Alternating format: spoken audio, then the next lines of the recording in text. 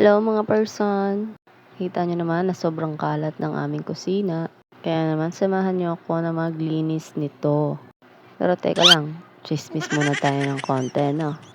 Kaya tayo hindi natatapos ng maaga kasi ganyan ang ginagawa natin. Marites na marites sa umaga, no? Aminin nyo mga nanay, nakaka-relate din kayo.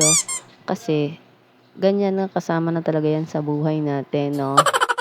Pero ang pinag-uusapan lang talaga namin dito ay yung pusa namin na bigla na lang nawala. Actually, hindi nga yun sa amin bigla na nga lang yung dumating dito, tapos may sugat siya, ginamot ko, tapos nung magaling na siya, iniwan na niya ako, ganon. Kung kailan mahal na namin yung pusa, tapos bigla kaming iiwanan. Pero okay lang, siguro umuwi na yun sa katunay na may-ari.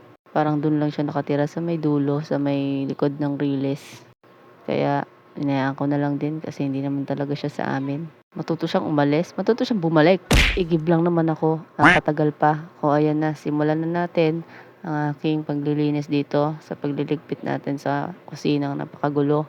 Hindi ko nga rin maintindihan ba't tuwing na lang umaga, ganito na lang yung sistema natin.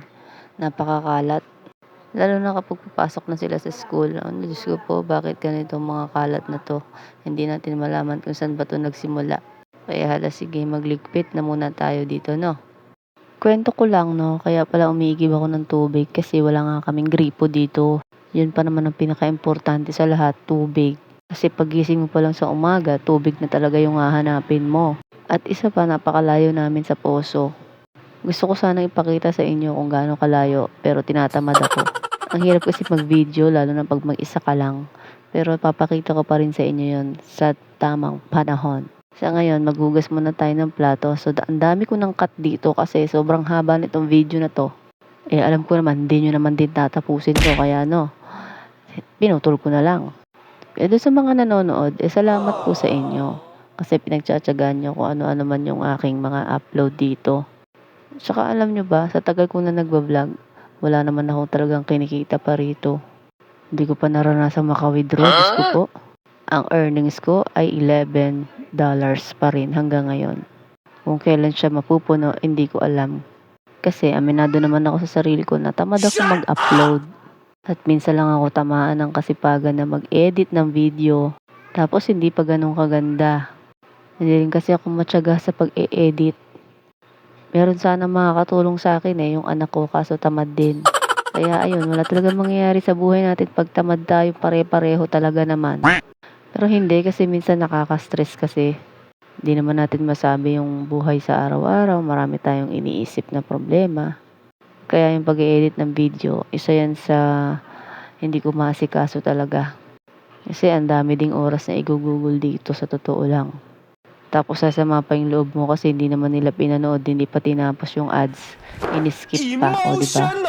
Pag-check mo sa earnings mo, wala naman nagbabago. Sa totoo lang, matagal na tong video na to. Nabubulok na to sa gallery ko kaya in-upload ko na, sayang naman. Mag-isa lang kasi ako ngayon dito sa bahay kaya nakapag-edit ako ngayon. Walang maingay, walang magulo kaya nakapag-voice over na rin ako. Ang totoo niyan, may mga schedule yung mga anak ko dito sa gawaing bahay. Sa umaga, yung panganay ko kasi sa hapon ang pasok niya. Kaya siya ang naguhugas ng plato at nagsasaing. Tapos yung anak ko namang lalaki, siya yung taga-igib ng tubig. Tapos sa gabi naman, yung anak kong bunso ang taga-hugas at taga-saing kasi siya yung nandito. Yung dalawa kasi nasa school na at 7:00 pa ng gabi ang uwi. Pero madalas ako yung gumagawa kasi naiinip ako sa mga kilos nila, napakatagal. Kasi sinasamahan pa ng cellphone. Pag talaga kasama sa gawain ng pagsi-cellphone, hindi tayo matatapos ng maaga. So ayan na nga, nalinisan ko na at nakapagsaing na ako. Pwede na tayong makapagmaritisan ulit sa labas. Charot!